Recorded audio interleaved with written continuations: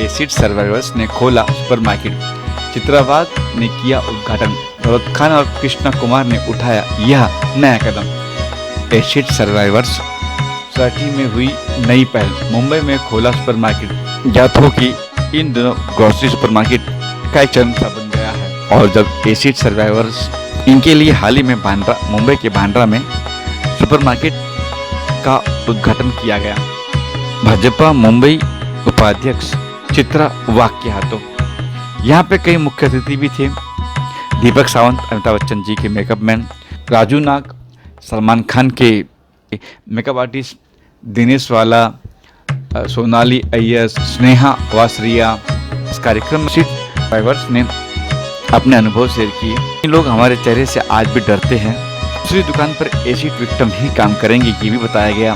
और जब उनसे ये पूछा गया कि क्या कस्टमर वसूली लेने आएंगी तो उन्होंने क्या कुछ कहा, चित्रा वाघ ने क्या कुछ कहा, आइए आपको ले चलते हैं यहाँ।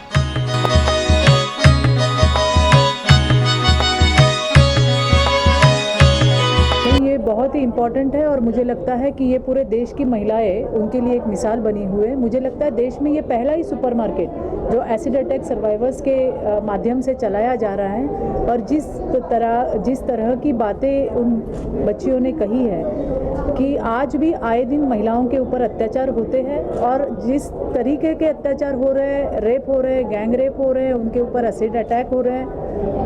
जब ऐसी घटनाएं होती है तो ये रेप होना या इस प्रकार का एसिड अटैक होना ये सिर्फ उस महिला के शरीर के ऊपर नहीं होता, तो ये उसके पूरे ज़िंदगी के ऊपर होता है, उसके पूरे परिवार के ऊपर होता है और इसमें उसे हारना नहीं चाहिए। ये सीख आज दौलत ने उनके स्पीच में उन्होंने कही कि महिलाएं जो है वो अबला नहीं है, वो सबला है और इसका उत्तम उदाहरण आज का साहस फाउंडेशन के माध्यम से जो सुपरमार्केट चलाया गया वो है। और मैं चाहती हूँ कि ऐसी महिलाएं, ऐसे सुपरमार्केट्स हर राज्य में हो, हर प्रदेश में हो और इन महिलाओं के साथ भी जस्टिस होना बहुत ज़्यादा ज़रूरी है। जैसे उन्होंने कहा कि जिस प्रकार के एसिड अटैक हो रहे हैं उसमें इन बच्चियों की कोई गलती नहीं होती और इसके जो खर्चे हैं वो भी काफ़ी एक्सपेंसिव है, इनकी मेडिकल की ट्रीटमेंट भी है वो भी ज़्यादा खर्चीली है।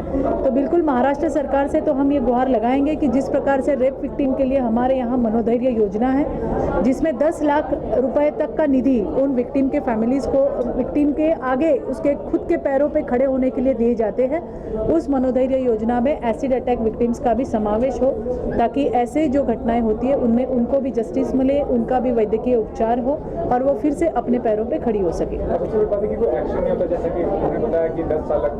नहीं, बिल्कुल सही है। मुझे आज ये कहते हुए बेहद खुशी हो रही है कि एक तरफ में हम देख रहे हैं कि महिलाओं के ऊपर बढ़ते हुए अत्याचार और आज ही केंद्र सरकार की एक नई SOP आई है जो हमारे महिलाओं के लिए बहुत ज़्यादा ज़रूरी है।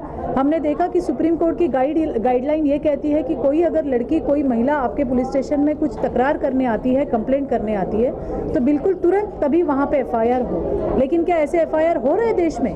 ऐसे FIR नहीं हो रहे हैं और इसके लिए आगे से जो अधिकारी, जो पुलिस वाला इस प्रकार की महिलाओं की तकरार नहीं लेगा उसके ऊपर 166A के तहत कार्रवाई की जाएगी। ये हमारे लिए बहुत ही दिलासाजनक ऐसी बात है।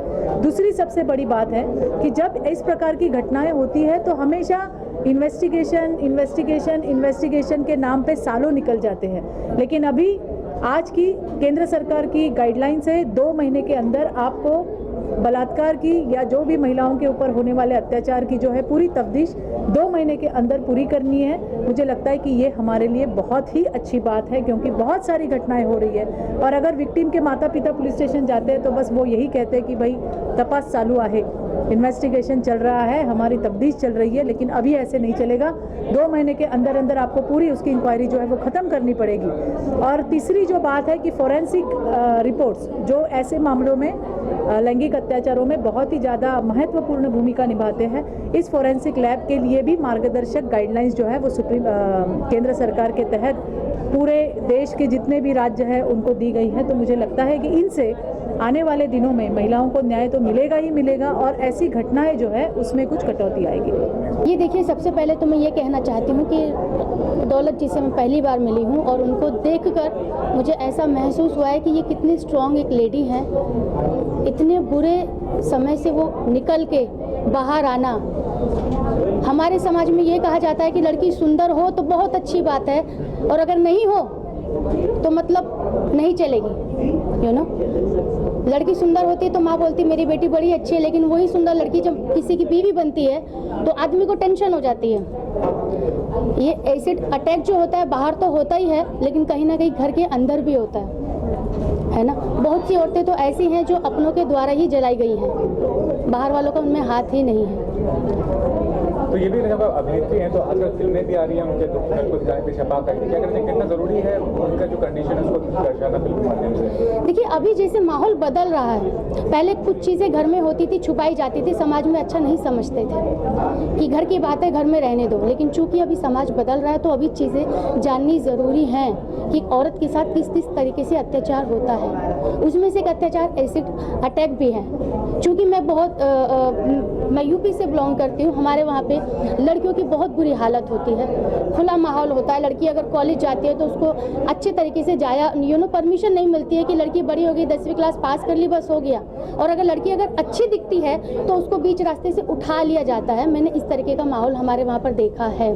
तो ये माहौल बदल रहा है, चीज़ें बाहर आ रही हैं, और चीज़ें बाहर आ रही हैं तो डेफिनेटली चेंज भी होगा, ये कंफर्म है। मैंने तो पहली बात ये फर्स्ट टाइम किया हूँ। जैसे मुझे कृष्णा जी ने बोला कि इनका मेकअप करना है, और मेकअप उनका ही करना है कि ऑलरेडी ये जले हुए हैं।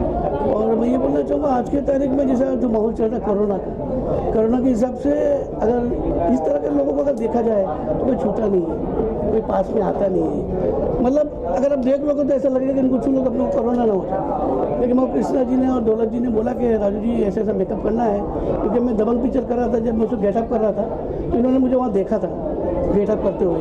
तब मैं अभी राधे जब किया तो राधे मूवी में मुझे मिले, तब कृष्णा जी ने बोला कि करना है, तो मैंने बोला कि ठीक है मैं करूँगा। जब मैं इनको आके देखा तो मैंने कुछ भी नहीं बोला, मैं तो अपना मेकअप स्टार्ट कर दिया, क्योंकि मैंने सोचा कि इनकी गलती क्या है, और ये भी तो इंसान है, इनको छूने से अगर मुझे हो जाए तो सबको हो सकता है। मैंने कुछ देखा नहीं, इनका मेकअप किया और फिर उनको गेटअप किया बिना सोचे। मेरा नाम सोनाली शैलेंद्र जीत अयंगार है और मेरे 100 से ज़्यादा एग्जीबिशंस हो गए, लेकिन मेरी खुशकिस्मती है कि मैं यहाँ पे आई। मेरा जो भी लाइफ है, मेरे पहले पेरेंट्स और फिर मेरे हस्बैंड ने मुझे काफ़ी प्रमोट वगैरह किया, फिर मार्केट से भी मुझे काफ़ी सारे अवार्ड्स मिले हैं। लेकिन यहाँ आने के बाद first time in my public life मेरी आंखों में इतना पानी आ गया कि मैं हिल गई कि इनकी आवाज़ सुन के, इनके स्ट्रगल सुन के, कि मेरा ये प्रॉमिस है जब भी साहस फाउंडेशन मुझे बुलाएगी तो मैं डेफिनेटली आने वाली हूँ। मेरे कुछ एग्जीबिशंस हुए हैं, मोर देन 100, और मेरे ऑक्शनिंग में भी गए हैं, अमेरिका में भी और इंडिया में भी। और मैंने इस बार अपना पेंटिंग डोनेट किया है इनके साहस को देख के, इनके स्ट्रगल को देख के। तो मेरी ये गुजारिश है, and it is an open call for all the समाज, स्पेशली इंडियन समाज, जहाँ पे मुझे भी कुछ औरतों ने पीछे खींचने की कोशिश की है। तो ज़्यादा करके हमारे खुद के घर में ही ऐसी कुछ बातें होती रहती है समाज में, इंडियन समाज में स्पेशली, कि आगे औरतों को बढ़ने के लिए बहुत सारे प्रयास करने पड़ते हैं जो मर्दों को इतने नहीं करने पड़ते हैं। तो ऐसे माहौल में भी इन लोगों ने, जो एसिड सर्वाइवर्स है, तो इतनी साहस करके, इतनी हर एक उनका क्षण इतना दुखदायक है, और इतनी उन्होंने स्ट्रगल करते करते यहाँ पे आए। तो I would like to say hats off to them really.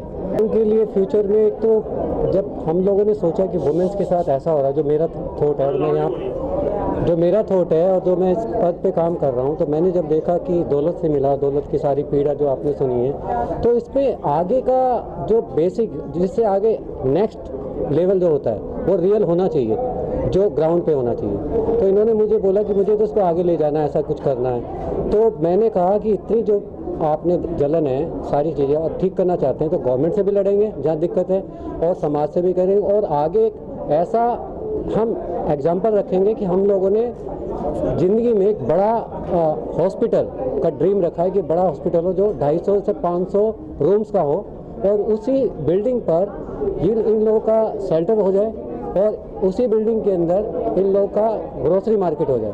तो वो जो पूरा प्रोग्राम था उसके लिए पूरा जो मेरा ये थॉट था, और इस थॉट में था कि सैंपल खड़ा करेंगे, आइडिया लेके आएंगे, तो वो पूरा ग्राउंड पे आता भी है। पहले आइडिया माइंड में आता है। अभी हम लोगों ने देखा कि 500 करोड़ रुपए का डील होगा, तो मेरा कुछ ऐसा काम है, फैशन में काम करता हूँ मैं 20 साल से, तो काफ़ी चीज़ें मैं कर सकता हूँ।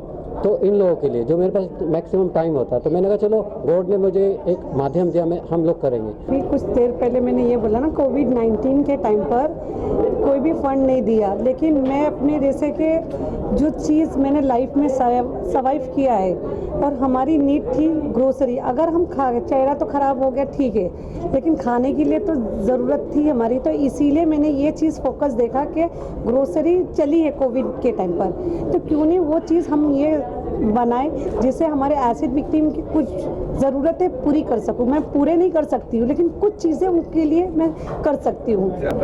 नहीं तो इसीलिए ना ये अवेयरनेस के लिए हमने ये बनाया है। अभी उन्होंने ये बोला ना कि एसिड डाल दिया उन्होंने, लेकिन हमारा कोई कसूर नहीं है, तो हम क्यों लोगों से डरे? जिसने एसिड डाला है वो डरना चाहिए, हम नहीं डरेंगे। अभी जैसे कि ये तो ज़्यादा नहीं 2 साल हुआ इनसे मिलके, लेकिन उनके सामने मैंने एक प्रॉब्लम रखा कि कृष्णा जी मेरे लिए ये करो, मेरे एसिड विक्टिम के लिए मुझे सपोर्ट चाहिए।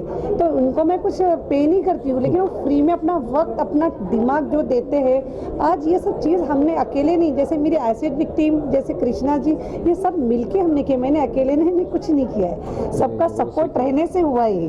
बस ये है कि आगे हमारा एक ड्रीम है जो बहुत बड़ा, बहुत जल्द वो भी पूरा करेंगे। एक तो हम छोटा सा ड्रीम पूरा किए, लेकिन बड़ा ड्रीम चाहती हूँ, और जहाँ पे हमारे एसिड विक्टिम सामने आके, लोगों के सामने आके खड़े कि हम एक एसिड विक्टिम में हम विक्टर्स है, और हमारे में वो साहस है, हम कर सकते हैं। Just Smile charitable trust, basically मैं कृष्णा जी को एक इवेंट हुआ था जहाँ पे एसिड विक्टिम्स का ही इवेंट हुआ था लोधा वर्ल्ड में, जहाँ पे हमारी मुलाकात हुई।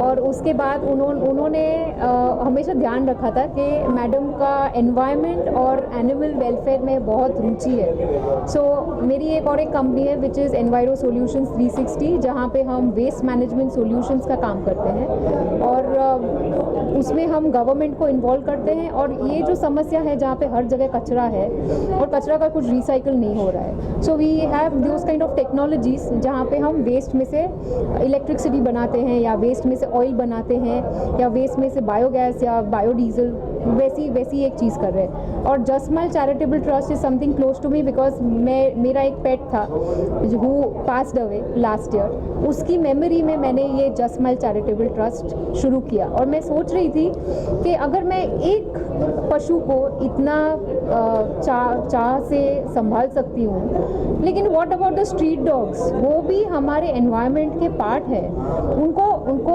खाना वो बना नहीं सकते, वो ह्यूमन डिपेंडेंट है। वो पानी नहीं पी सकते, वो भी ह्यूमन डिपेंडेंट है। हर चीज़ के लिए वो ह्यूमन डिपेंडेंट है। और हम अगर ये चीज़ अवेयरनेस ना ले आ पाए अगर इन दी सोसाइटी, तो हम हमारे कल्चर से पीछे जा रहे हैं। हमारा कल्चर कहता है कि हमें पशु, हमें गाय हमारी माता क्यों है? क्योंकि एक माँ के बाद पूरी ज़िंदगी आप गाय का दूध पीते हैं, तो उसको आप डिसरिस्पेक्ट कैसे कर सकते हैं? एक सिक्योरिटी, पहले सिक्योरिटी सीसीटीवी कैमरास वो सब नहीं थे, लेकिन पहले कुत्ते को लोग रोटियां क्यों देते थे? क्योंकि वो आपकी रक्षा करता था। लेकिन आज हम मॉडर्न टेक्नोलॉजी के साथ हम ये भूल रहे हैं वो नेचुरल टेक्नोलॉजी है जो भगवान ने क्रिएट की है। कि अगर वो सर्वाइवर्स के पास आते हैं सामान खरीदने में, तो मुझे लगता है कि ये एक स्टेप होगा कि उनको पहले से ही आइडिया आ जाएगा कि ये सर्वाइवर्स चला रहे, तो यहाँ पे उनको ऐसे ही फेसेस दिखेंगे, तो वो खुद को मेंटली प्रिपेयर करेंगे, और एक इंसान से दूसरे इंसान से शायद लोगों में से वो डर खत्म हो जाएगा। और फिर वो कहीं ना कहीं क्राइम भी नहीं करेंगे, कि जब वो देखेंगे कि इतना पेन होता है किसी की लाइफ में, उनको इतना सर्वाइव करना पड़ता है, तो शायद वो उनका मेंटालिटी ये बन जाएगा कि इतना बुरा हमें किसी के साथ नहीं करना है।